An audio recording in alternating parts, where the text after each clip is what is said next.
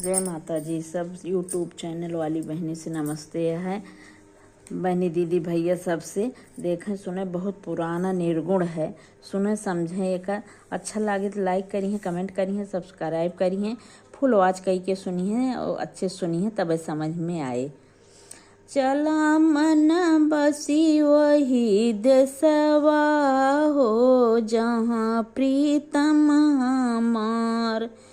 चला मन बसी वही देसवा हो, जहाँ प्रीतम हमार। आठे कुंवन नौ बावली, 16 झुके निहार। आठ कुंवन नौ बावली, 16 झुके पनिहार। 16 झुके पनिहार। भरला घाइलवा ढुरुकी गैला हो, तिरिया खड़ी पछिताए। भरला घाइलवा ढुरुकी गैले हो, तिरिया खड़ी पछिताए। चला मन बसी वही देसवा हो, जहाँ प्रीतम हमार। हरे हरे बसवा के बाने खटोलवा, आचारी लागे कहार। हरे हरे बसवा के बाने खटोलवा, चारी लागे कहार। चारी लागे कहार। लई जाऊ तारा बिकट बनवा हो, जहाँ क्यों ना मार।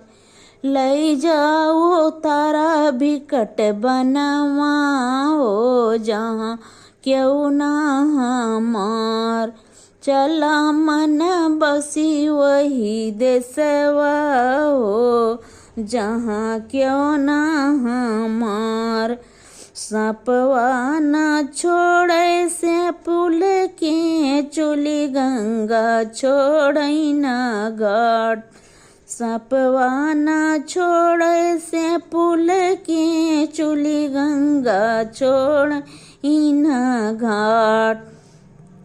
माया न छोड़ई पिजड़वा हो, करा कितनो विचार। माया न छोड़ई पिजड़वा हो, करा कितनो विचार। चला मन बसी वही देसवा हो, जहाँ प्रीतम हमार। लागी अमरपुर बजरिया हो, जहाँ सब कुछ बिकाए। लागी अमरपुर बजरिया हो, हीरा रत्ना बिकाए। लागी अमरपुर बजरिया हो, हीरा रत्न बिकाए। चतुर चतुर सौदा कैलई गए हो, मूर्ख खड़ा पछिताए। चतुर चतुर सौदा कैलई गे हो, मूर्ख खड़ा पछिताए।